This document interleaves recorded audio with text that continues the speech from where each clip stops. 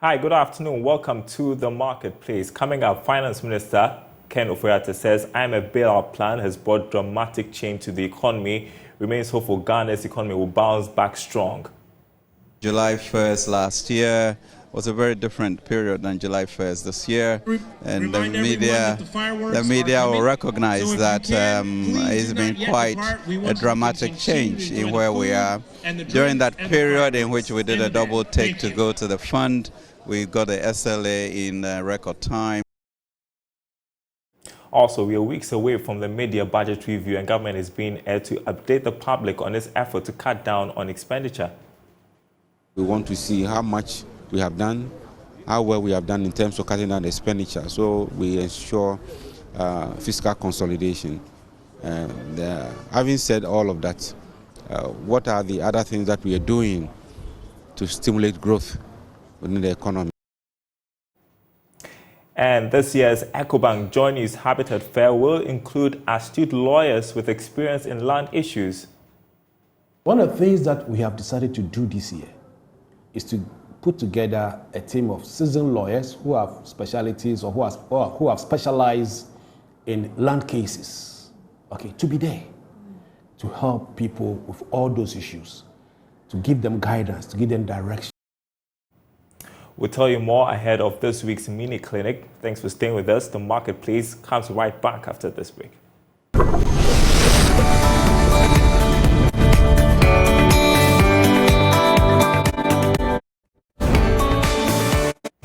Well, first up, Finance Minister Ofori-Atta has said that Ghana's bailout plan with the International Monetary Fund has brought about dramatic change to the economy. According to the minister, although the decision to run the austerity policy was a difficult one, it is beginning to pay off, given the evidence of the reduction in inflationary figures and a relative stability of the cedi to the dollar. Speaking to JoyNews at America Embassy in Accra to mark the country's independence anniversary, Mr. Ofori-Atta said he remains hopeful that Ghana's economy will bounce back strong. Situation in terms of the economy. What do you see as the future? You know that Ghanaians have been asking that how is the future looking like for Ghana and Africa as a continent? Yeah, I think first of all we need to acknowledge that this is just an unprecedented period in global affairs with regards to the economy and all the incidents that we have seen. But be that as it may, July 1st last year was a very different period than July 1st this year, and the media will recognize that it's been quite a dramatic change in where we are. During that period in which we did a double take to go to the fund, we got the SLA in record time. We got the fund approval in record time. We got 3 times our quota, which is unprecedented, 3 billion. We also were able to front load it so that we may get 1.2 billion this year, which is good. And then within 3 days of the approval also, it was disbursed for us. And then inflation has tapered down from 54 to where we are. I think the currency is a little bit more stable. Treasury bill rates have moved from 35 to maybe 20-something%. The domestic debt exchange program was very difficult for us as a country, but I think the need to do it is being proven. So you can see some stability, and we are grateful for that. There's a lot of work ahead, and really we need to remain faithful as Ghanaians to push ahead. There's going to be some sacrifices, but I think it's the direction to go. Okay. Message as U.S. marks its 247th Independence Day. What message do you have about strengthening cooperation between Ghana and the U.S.? I think really for me, the U.S. exemplifies, the issue of civil rights, dignity, and the rights of the people.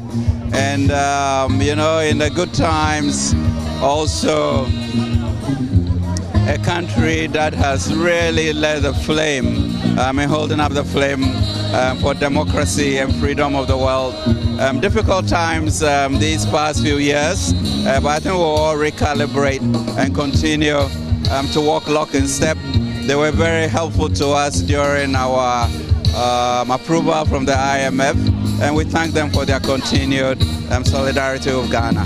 What do you look forward to in the future, the coming years, the partnership between Ghana and the US? Yeah, I think there are a number of issues, especially in security, because I really see Ghana as a green space of democracy in West Africa. And I think enlightened self-interest should lead to us working closer together. I think the other area of cooperation which is important will be the issue of technology. How to join to make Ghana the technology hub for Africa on the back of the AFCFTA. And that's really exciting for me. There's also a pledge of some more funding in areas of agriculture and other forms of partnership. Is Ghana looking forward to having these funds, and how crucial will they be in our economic recovery? You know, I think with the IMF program, that certainly will lead to macro stability and austerity.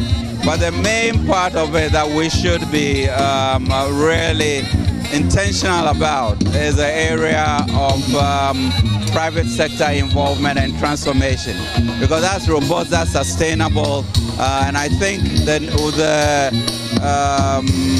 with DFC, which used to be OPEC, now removing the pause from Ghana is opening up the window for more private sector investment to come. And we intend to follow through on that and get a lot more U.S. investment to the country. I was speaking to the UNDP Africa chief last week on the sidelines of the Afro-Exim Bank. She raised a concern about how some rating agencies are not being fair to African countries such as Ghana. Is it bothering to you as a policy maker, knowing how difficult it is for African countries to access the international market? I think the issue of capital is a big problem, and I think generally there's been a lot of angst, you say, about the way in which rating agencies are performed and how they work in a way in which sometimes it pushes countries from liquidity to insolvency. So yes, there's a lot to be discussed, and I think even in the Paris meetings, there was a lot of talk about the global financial architecture, and therefore agents such as credit rating agencies, how they impact the way in which capital is blocked from countries such as ours.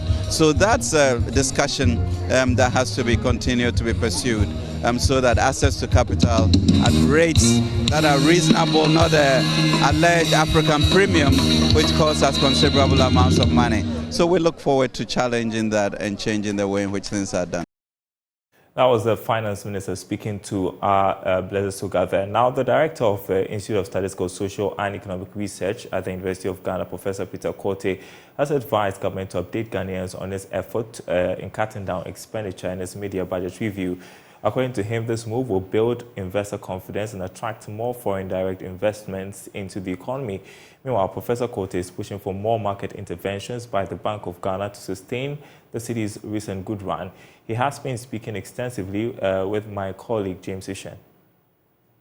Oh, certainly there is a positive recovery. If you look at our first quarter GDP growth compared to the same period last year, you realize it's slightly higher than the previous. So we see some recovery despite the debt exchange, despite the new tariffs, the increase in cost of doing business.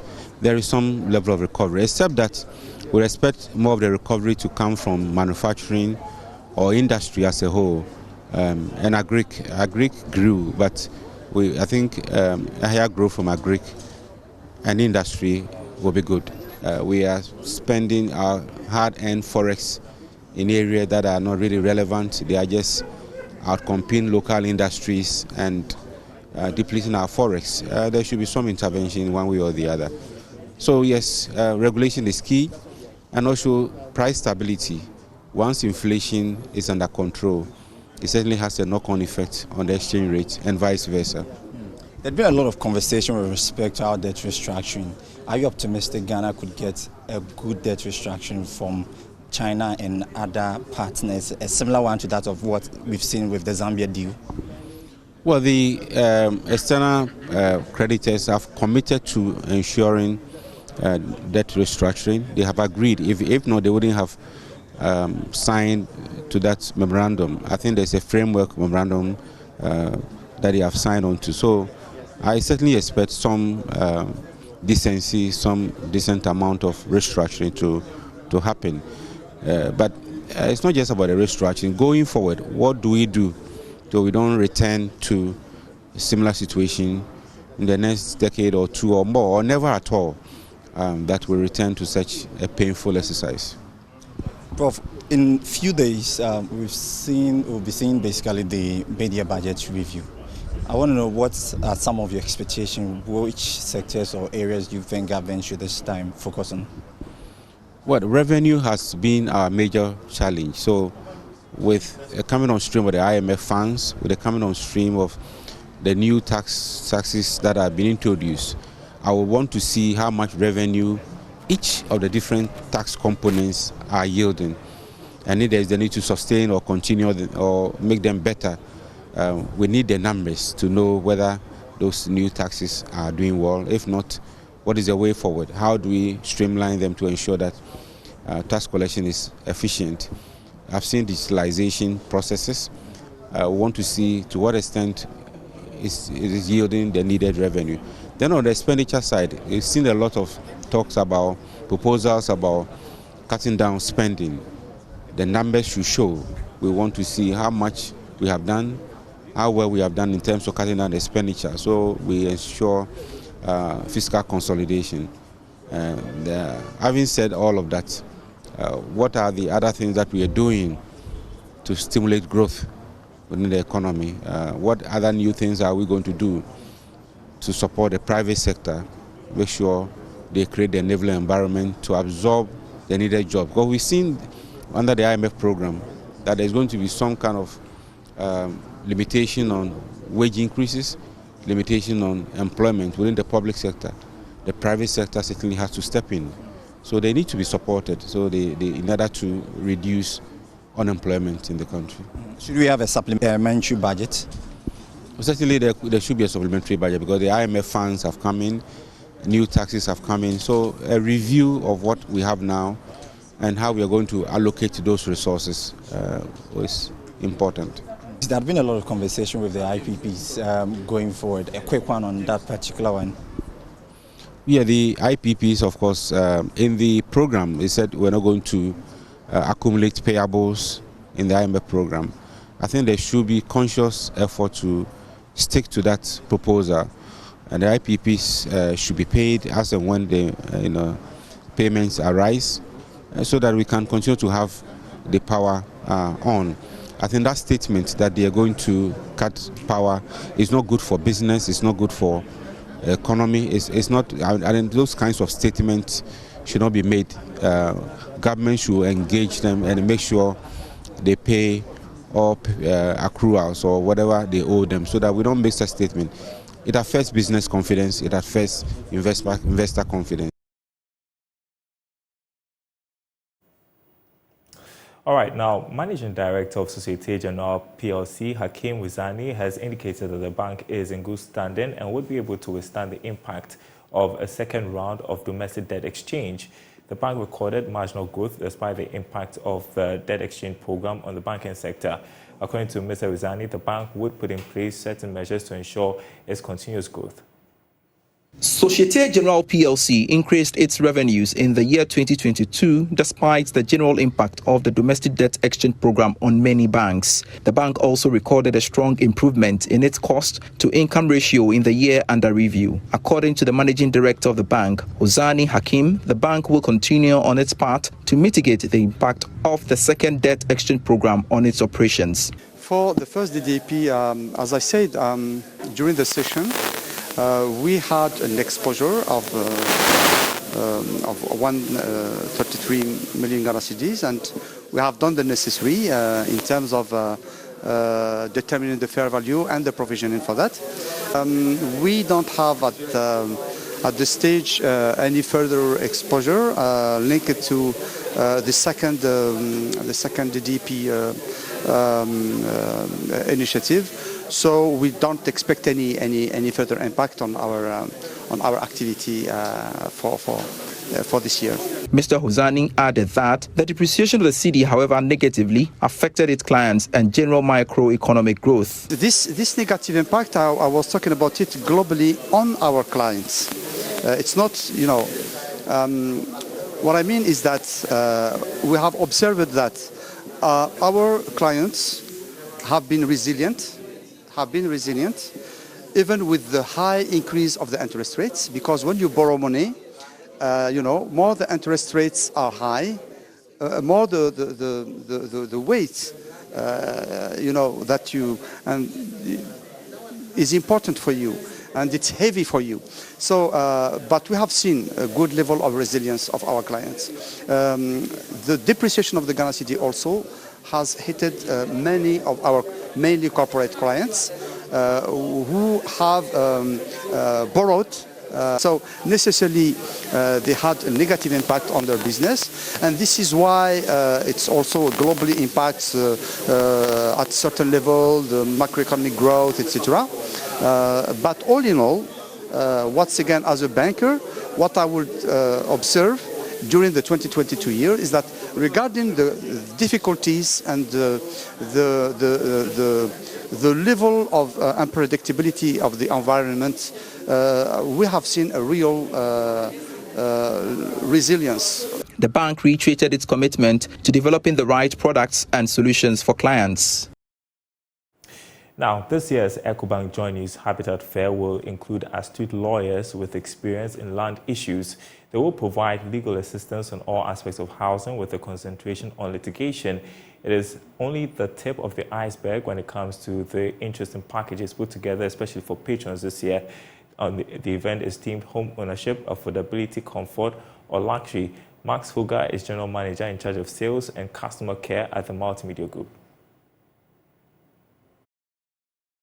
We instituted the clinics to afford people a conducive environment to transact business. But the clinics is a small one. Normally we have about 10, 15 exhibitors, and we provide that congenial and that conducive environment for business transactions. You have needs. You want to talk to your clients, you want to talk to prospective service providers one-on-one. Now at the main fair, it's always crowded. But at these clinics, you have that opportunity to engage the supplier on with all your questions, with your challenges, and get them answered in real time. So that's the objective of the clinic. And so this year, we are showcasing both current and future trends in housing. So architecture, building, materials, landscaping, home appliances, everything lighting, everything housing. We know land acquisition is a big issue in this country. Okay. I've had to be reporting at the police headquarters once a while because of land issues. Just buy a small piece of land to put up a building to lay your head. Today is police headquarters here, tomorrow is CID headquarters, today is property office, tomorrow is anti-armed robbery office, all because of land issues.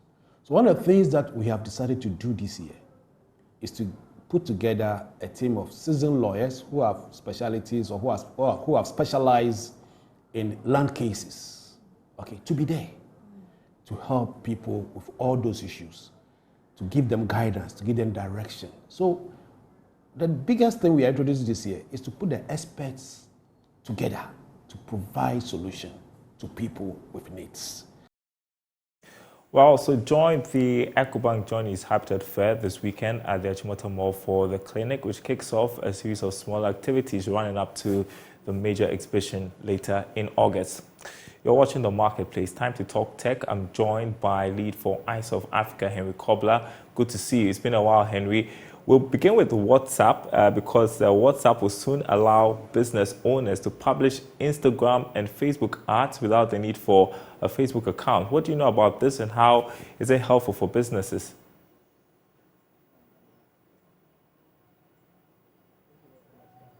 You're muted.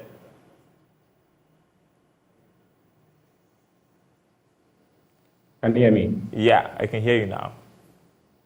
Okay, so generally you would realize that WhatsApp has been putting in quite a number of features just to make sure that it's becoming more e-commerce based and to give some level of credence to business priorities. And so looking at the business part of WhatsApp, they're definitely putting in some level of solutions. I mean, there are phased solutions which have been deployed all across the world. I mean, if you're looking at Brazil, they've actually started allowing payment systems to go through that. And so generally one of the best features that they're sort of putting in is to enhance advertisement, which comes to advertisement on the business application. And so generally what happens is that you can do, place ads, and then they could always go to Facebook or Instagram and sort of submerged as well. I mean, I'm sure that the people that are most comfortable doing advertisement on Facebook can now sort of connect back and have conversations on WhatsApp and then start businesses from there. And so these are some of the new integrations that are sort of going to build up businesses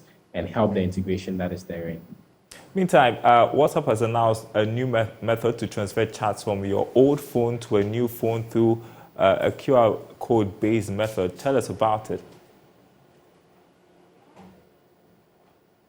So again, I mean, if you're looking at one of the most talked features when it comes down to transfer of history, I mean, it's been quite a busy point whenever you have to put in all the transfer all your WhatsApp conversations to another part. I mean, I have used that to generally, people have sort of used that to get information from people. I mean, it's one of the risky features where somebody could port all your information from one end to the other. And so that has become sort of like a bigger challenge on histories. And so they're putting in some level of security measures, and again, also making sure that they're making a transfer of history from one phone to the other quite easy. But generally, that's also a very huge security risk as well, because you're also having people who could definitely have all their information on their conversations transferred to another phone. But I think that there are quite a number of security features that have actually been in place. They're trying to make it easy, but they also raise some level of security concerns. Well, aside from the security risk, why does this innovation matter? So again, I mean, like I mentioned, losing of conversations. WhatsApp has become one of the biggest platforms for conversations. I mean, WhatsApp conversations have been a huge part of some court dealings or legitimate issues. And so you can sort of understand why transferring all your history from one phone to the other, especially in this age where people are sort of upgrading phones almost every year, very important. And so if I have to move from a new phone to another, it sort of makes it easy for me to move my conversations without having to tamper with these conversations. All right, I need to ask you about this. News that Meta plans to launch a Twitter rival tomorrow.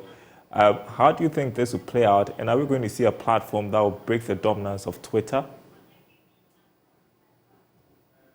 Generally not so. For me, I mean, Twitter is also putting in some level of measures on their side for it. But generally, I think that they wouldn't create a huge competition. It's basically, I mean, all of them are even losing users. I mean, to most of it as TikTok and all of that. But generally, what it makes it quite easy for people to sort of have a very frequent use of the application and use. But I don't think that would really influence competition basically on those platforms. Those platforms are already up and running. They're already having their user base. The people that sort of understand whose platforms are using them. I don't think that there's a merge in terms of usage loss. But generally, unless of course there's a huge innovative points, like let's say payment system integration to African countries where I could pay using mobile money on Instagram. That's like a revolutionary feature that's sort of going to change the whole dynamics, I mean, on these platforms. Apart from that, just aesthetics in terms of user experience is really not going to change much. Meantime, Elon Musk is getting the bashing for limiting the number of tweets people can see. Isn't he running the social media platform down?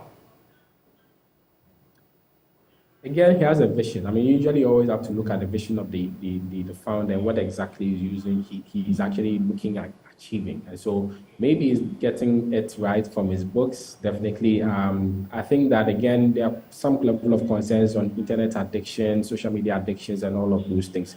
And so leveragely, he's sort of looking at how to sort of mitigate that.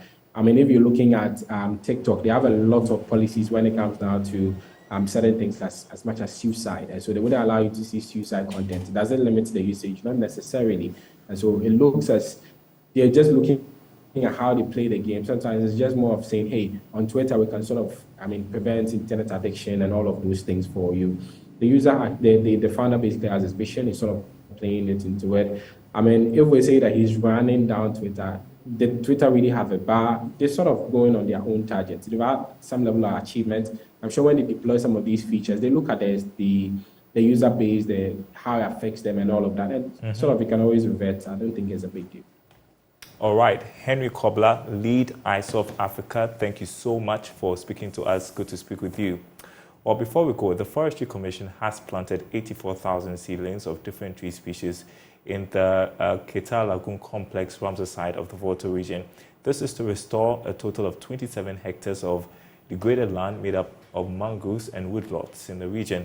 Manager of the Wildlife Division of the Commission, Lawrence Tetoklu, said the initiative was one of the critical activities towards sustainability of the source of fuel and protection of ecology. There's more in this report. It's a shrub or tree that grows mainly in the coastal saline or brackish water. Mangroves serve many purposes, including protection of coastal areas, conserving marine biodiversity, providing habitats for spawning, and nutrients for a variety of fish and shellfish. It is for this reason the Forestry Commission is partnering with communities along the Keita Lagoon to restore degraded lands. Lawrence Tetoklu is manager of the Wildlife Division of the Commission. We do conservation education and public awareness, SEPA. We also collaborate with others, community resource management, and also build capacity of stakeholders. The long-term objective of the Ramsar site is to conserve, regenerate the species and habitat that gives the Ramsar site its importance, whilst at the same time building capacities of stakeholders to be able to manage their resources sustainably and derive benefit from them. Project assistant at the International Union for Conservation of Nature, Anthony Adia Imba, explained that the goal of the project was to strengthen the management of protected areas and unprotected mangrove sites through enhanced linkages between governance and production systems. The purpose of this project is to restore the degraded mangrove sites, influence governance of protected or unprotected mangrove sites, and also provide alternative livelihood sources for communities in the landscape. The reason why we chose the Keita Lagoon Complex Ramsar site is that it is the site is of an international importance. It has key biodiversity and mangrove resources. And one of the key reasons is also that mangroves are a key carbon sequestering resource. That's our program. Thanks for watching. More news on our website, myjoyonline.com/business. We do not expect any impact from second round of DDEP. According to the Societe Generale MD, we brought you that story also on our website. Alltech One World Tour welcomes Canadian agriculture industry leaders to Calgary. You can read more myjoyonline.com/business. Thanks for watching. We'll be back same time tomorrow.